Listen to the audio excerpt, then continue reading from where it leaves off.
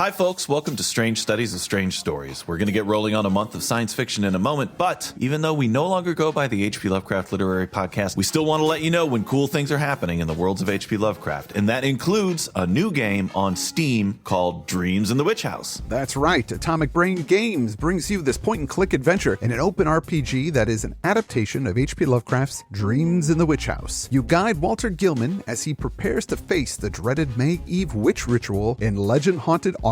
You go about this in the game by exploring old rumors, reading forbidden books at Miskatonic University, and finally completing that occult thesis. Otherworldly threats slowly intensify as the game progresses. It's a game for the PC, we should say that. Yes, that's right. It gives you 10 to 20 hours of playtime, done in the style of a point-and-click adventure, the ones like Day of the Tentacle, Grim Fandango, Indiana Jones and the Fate of Atlantis. It also has an original score by friend of the show, Troy Sterling Neese. Yeah. Many know him from his work on the Dark Adventure Radio Theater presentations. We used his film score on our Whisper in Darkness episodes. He's the best. Yes. VulgarNight.com says the delivery complements the source material with some excellent pacing, a fantastic score, and plenty of opportunities to defy fate. Highly recommended for Lovecraft fans. The Gamer says mixing RPG and survival elements with standard point-and-click gameplay leads to a tense, uncomfortable experience that totally works. While Adventure Gamers wrote a masterly and compelling rendering of H.P. Lovecraft's horror universe. Check it out on Steam. Or I guess if you're too scared, you could just not check it out. Dreams in the Witch House on Steam, buy it or else. And now on to the adventures of Stina the Spacer in All Cats Are Gray. Strange Studies of Strange Stories. Stina of the Spaceways. That sounds like a corny title for one of the stellar veto spreads. I ought to know. I've tried my hand at writing enough of them. Only this Stina was no glamour babe. She was as colorless as a lunar plant. Even the hair netted down to her skull had a sort of grayish cast, and I never saw her but once draped in anything but a shapeless and baggy gray spaceall. Stina was strictly background stuff, and that is where she mostly spent her free hours. In the smelly, smoky background corners of any stellar port dive frequented by free spacers. If you really looked for her, you could spot her. Just sitting there listening to the talk. Listening and remembering. She didn't open her own mouth often, but when she did, spacers had learned to listen. And the lucky few who heard her rare spoken words, these will never forget Stina. Oh, who could forget Stina? You know, one time I left my wallet at a cafe, and you know who picked it up, dropped it off at my house? Stina.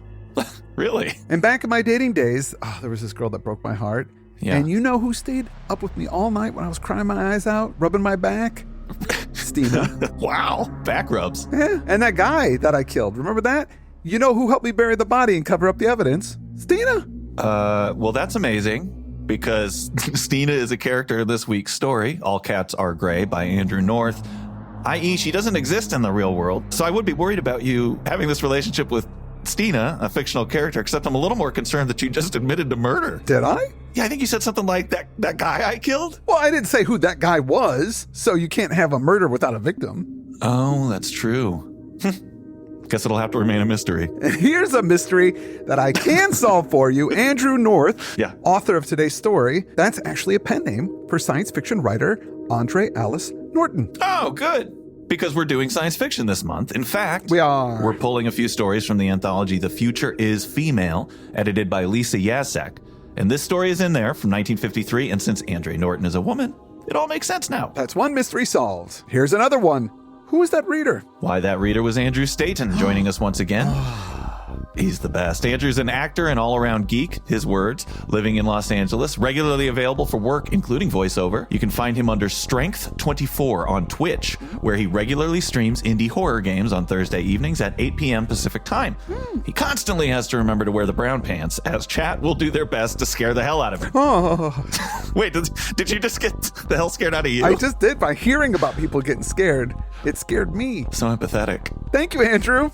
And of course, my name is Chad Pfeiffer. Oh, and I'm Chris Lackey. You are joining us here on Strange Studies of Strange Stories. This is our free show for the month of April. If you like what you hear, come find us at patreon.com/witchhousemedia and subscribe. We do 6 shows a month on all the best classic genre fiction, and when you subscribe, you get access to over 700 episodes in our back catalog from this show and the H.P. Lovecraft Literary Podcast. However, in all of those episodes, we never covered anything by Andre Norton, What do we know about this author? Born Alice Mary Norton in 1912 in Cleveland, Ohio. In high school, she was the literary page editor for the school newspaper, and she wrote her first novel, Railstone Luck, when she was in high school as well, which she eventually published in 1938. She went on to university to study teaching, but dropped out and ended up working for the public library.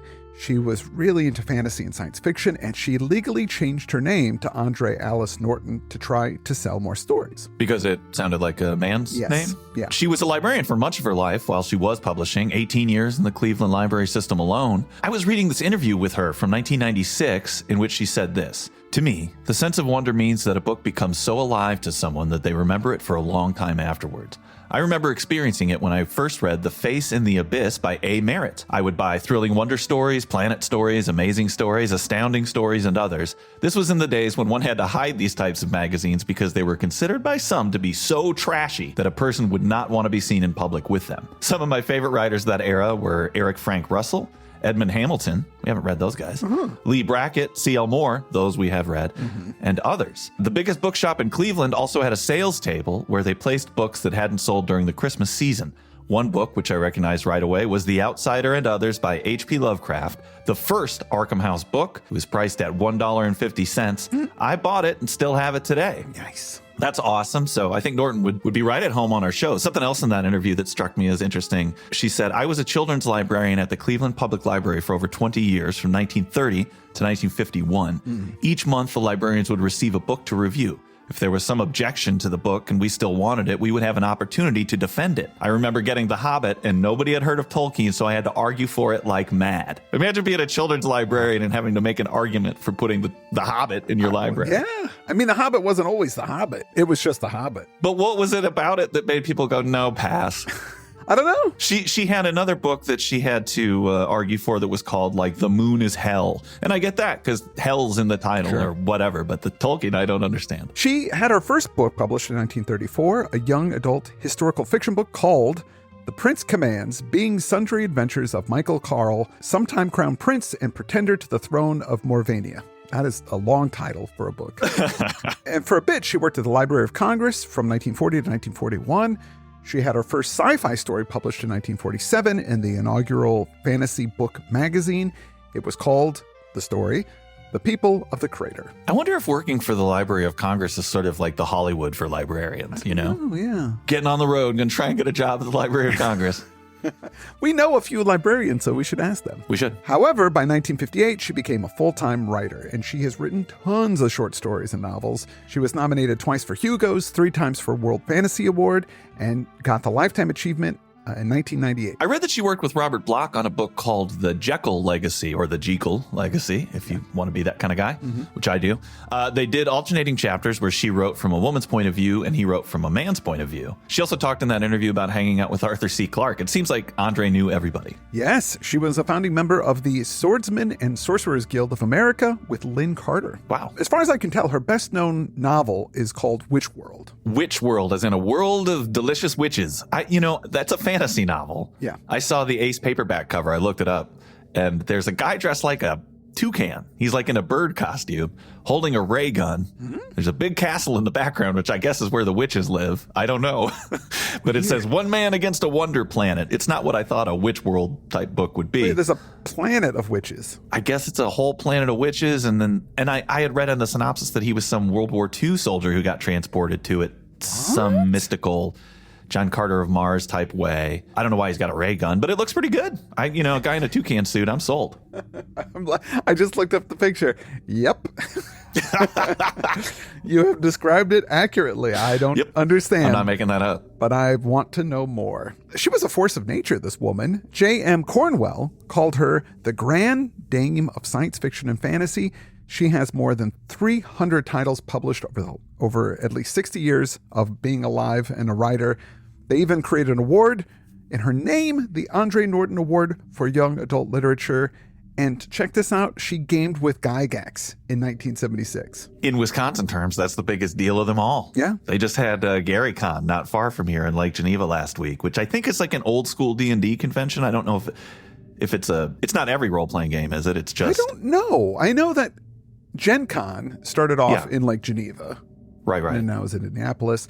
I guess there's still a convention going on in Lake Geneva. There is, yeah. But I think it is mostly focused on old D&D, which is cool. Now, after this game, she wrote a novel called Quag Keep.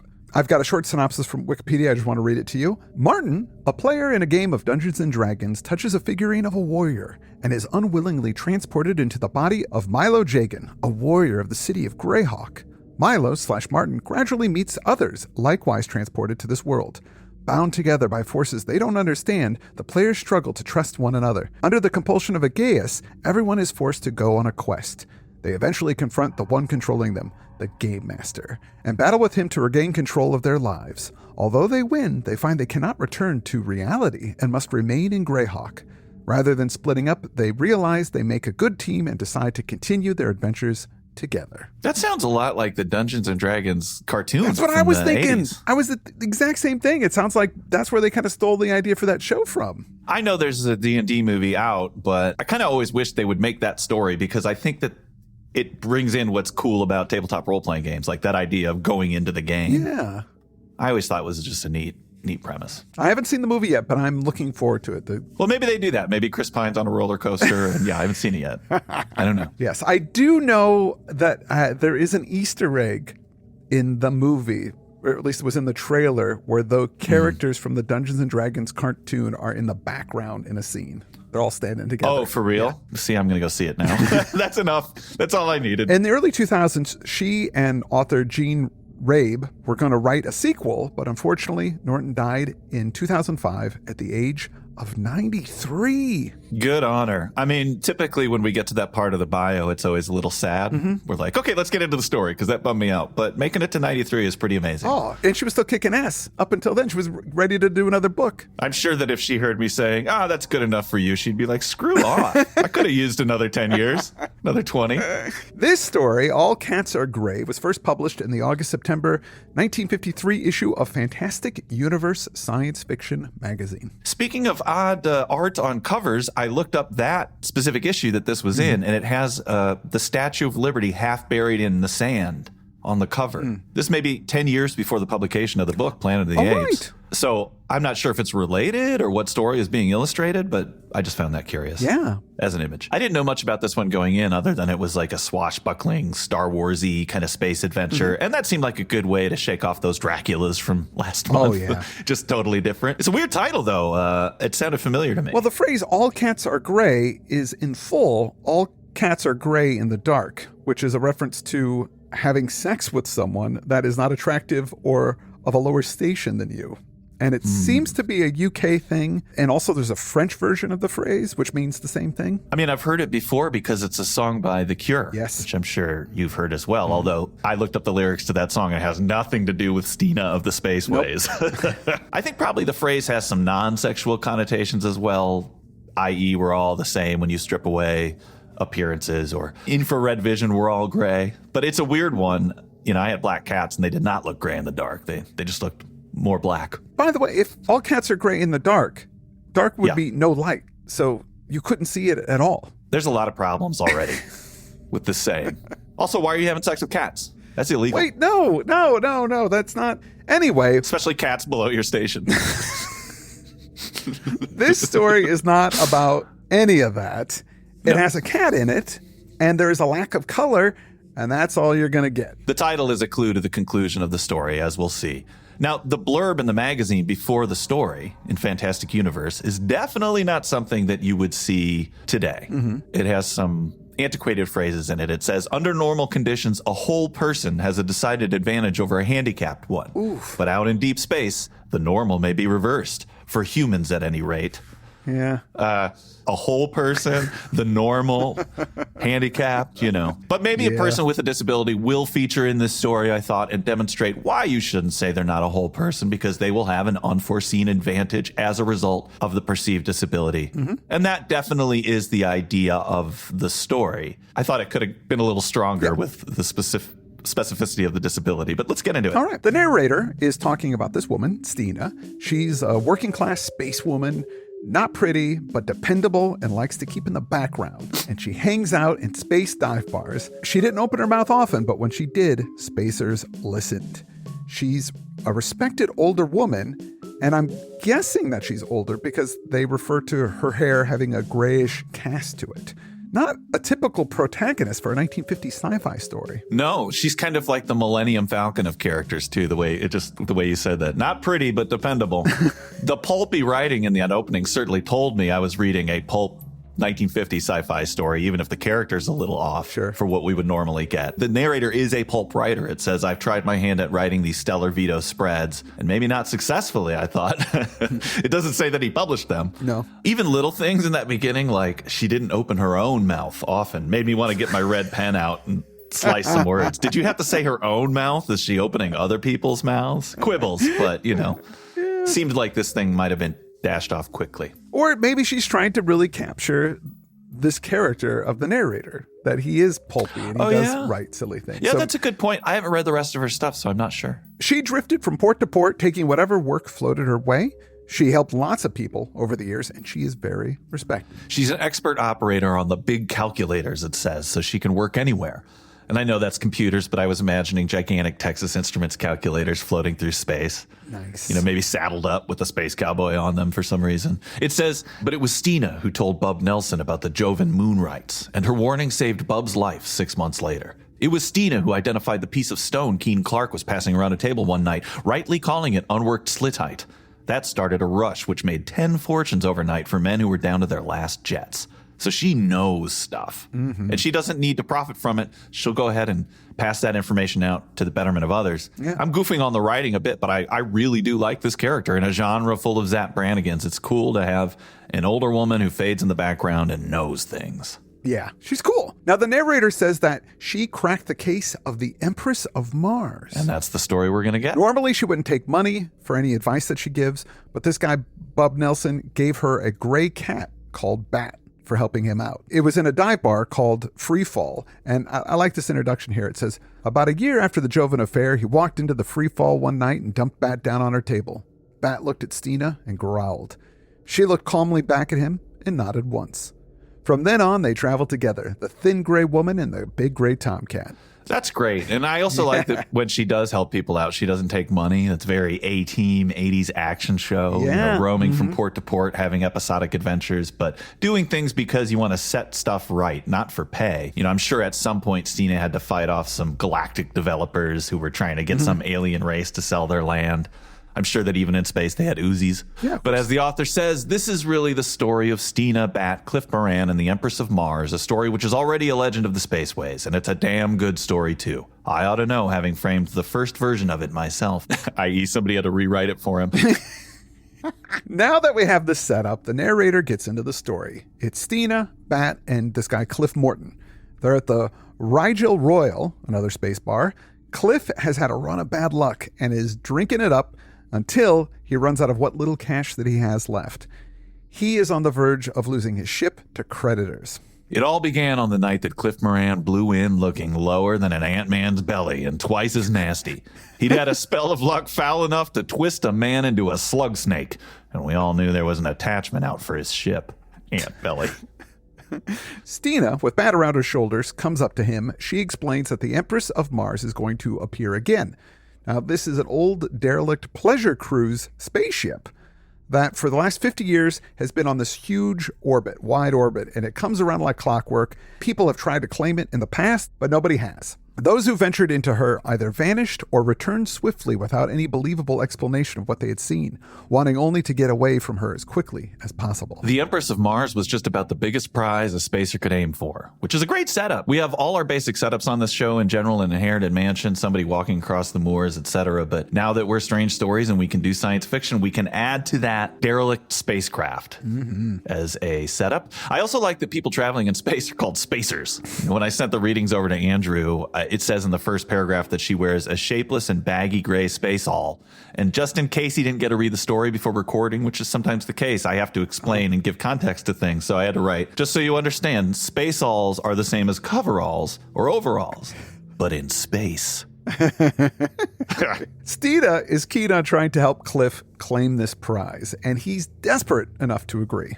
The next day, they're off to get that ship. The narrator says the rest of the story came to me in pieces months later and in another port half the system away. Cliff takes off to find the Empress that night on Stina's tip, And he's got people after his ship, so, he's got to go as soon as he can while he's got it. And Stina and Bat apparently just stow away on the ship. He's flying towards the Empress of Mars, and they walk into the bridge and say, hey, what's up? But, typically she wouldn't cash in on one of her own tips, as we said, but he's not going to argue. Having her on board is going to be helpful. Now, when they find the ship, they're surprised to see that the lights are on.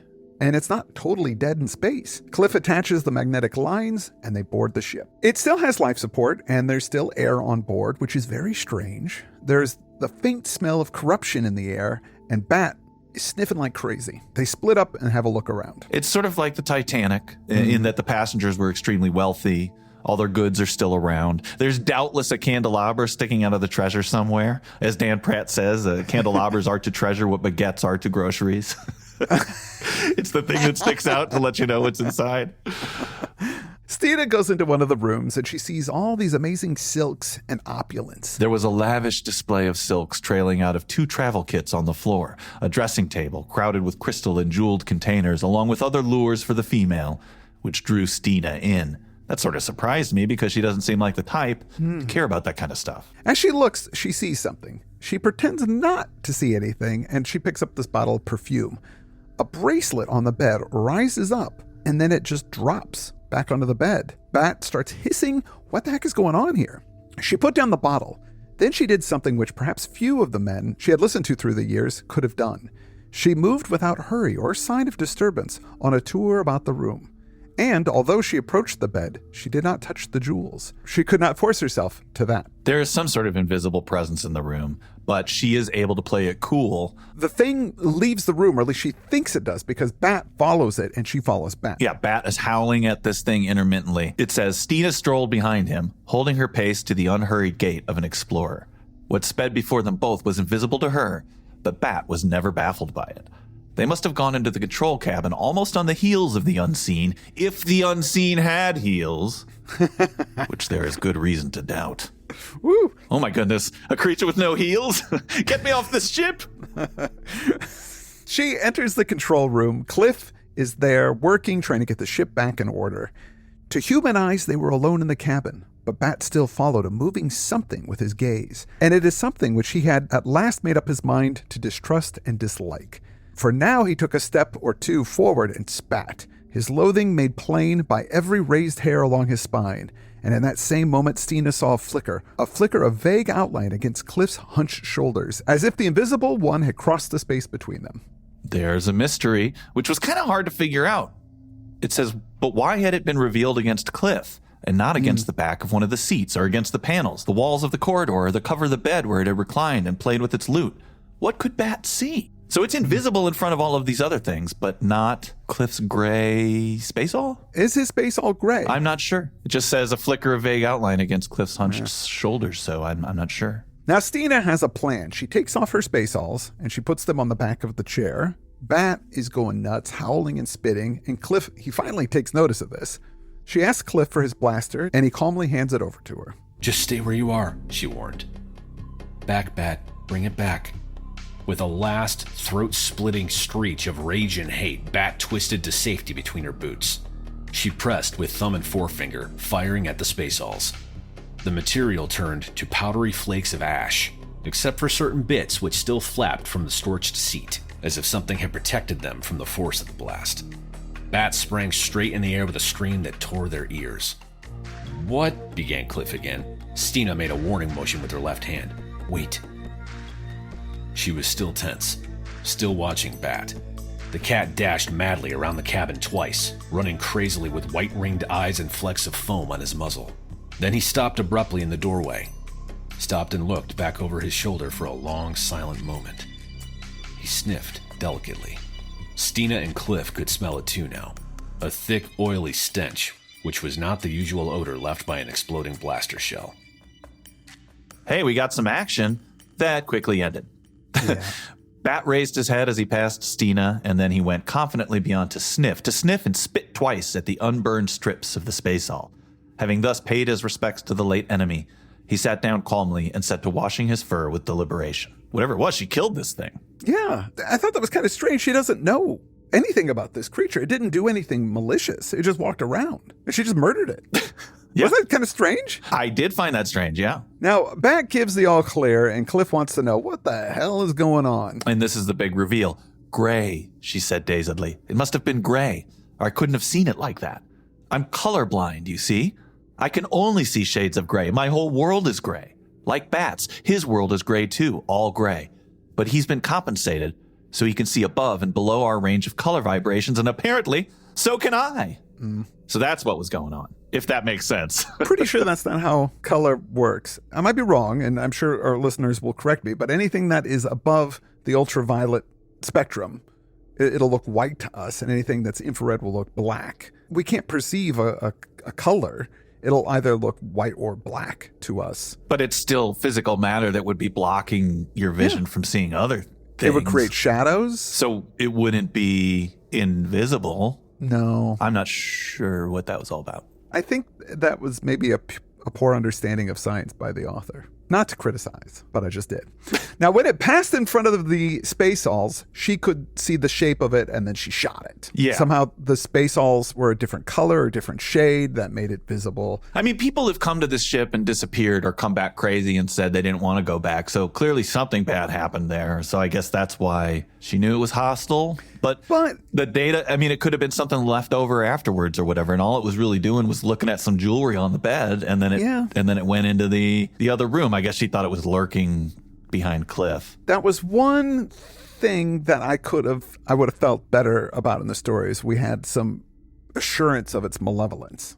Yes. I also like how the handicap is revealed at the same time. The quote unquote handicap is revealed so we know what it is at the same time that it proved to be useful. Right. I feel like there could have been some setup for this, like when they were in the space bar earlier. Maybe they ordered Mexican food and there was a green and a red salsa. Oh. One was really hot. One was just kind of sweet, and she picked the wrong one and got burnt and said, gosh darn it, I don't know how I'll ever function with this color blindness or something like that.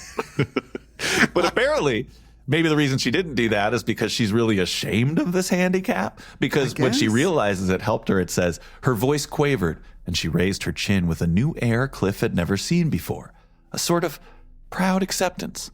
She pushed back her wandering hair, but she made no move to imprison it under the heavy net again. Wow. So learning to accept her disability has made her into a sort of hot librarian. It unlocked. There you go. That's all it takes. She shakes out the hair and goes, now that I know that it's not a disadvantage to be colorblind, I feel I could be a woman. I don't know. Cliff laughed a bit shakily. But what was this gray thing? I don't get it. It's invisible because it's a color beyond our range of sight. It must have stayed in here all these years, and it kills. It must, when its curiosity is satisfied. Now, Cliff asks if there are any more, but since the cat seems calm, Stina says, no, I guess that's the only one. Okay. I don't think so, but Bat will tell us if there are. So she's just relying on the cat to let them know if there's more invisible jewelry peddlers or whatever this was. He can see them clearly, I believe. But there weren't any more. And 2 weeks later, Cliff, Stina, and Bat brought the Empress into the lunar quarantine station. And that is the end of Stina's story, because, as we have been told, happy marriages need no chronicles. And Stina had found someone who knew of her gray world, and did not find it too hard to share it with her. Someone besides Bat. It turned out to be a real love match. The last time I saw her, she was wrapped in a flame-red cloak from the looms of Rigel, and wore a fortune in Jovan rubies blazing on her wrists. Cliff was flipping a 3-figure credit bill to the waiter, and Bat had a row of Vernal juice glasses set up before him. Just a little family party out on the town. That's the end of the story. That's the end of it. It turned out to be a real love match with such a weird change of style in the story. There was kind of a gritty, realistic quality to it. This working class older woman, and then it just sort of ends with, now she's married, so everything's great. She's married and rich. Yeah. It's great. It all worked out for her. Like, I mean, maybe I was just reading too much into her character in the beginning. I almost feel like the author liked that character, but knew, well, this will be a story that the gents in the audience will like. So, yeah, where she's married up and the guy's rich. And I don't know. It was a kind of a bummer of an ending. It's funny. When I don't like the story so much or it doesn't go the way I wanted it to, I kind of feel like I did something wrong. Do you know what I mean? I do. But I think I feel that way because we do a show and we want it to be entertaining. And we want to talk about good books and good literature. And that's what we're peddling. And so when we do one of these stories that it's not so great, I think that's okay though, because by covering these stories, we're looking at things that might not be so good and we're able to understand why they're not so good. And Yeah. it makes us appreciate those other stories, the ones that are really good, more because we understand why they're good or what's good about them. And I think that's important for doing any kind of literary criticism. No, you're right. And it mimics the real process of reading where you crack something open and you don't know what you're going to get. No. And sometimes it's not great. And I'm not saying that this doesn't have seeds of some amazing stuff in it. I mean, it really feels like a cool Star Wars-y swashbuckling space adventure with a really neat main character. I just think that it's more of a draft or it just feels a little unfinished. And it was a rushed kind of pat conclusion that I thought was kind of a bummer. Also, I felt like at least have one other scene with the monster that shows its power and menace. Yes. So that I could appreciate her defeating it. Because as it was right now, I mean, have you ever watched a movie and there's a monster walking and the hero just comes up behind him and knocks him out? Thank God he did that before I found out what that monster could do.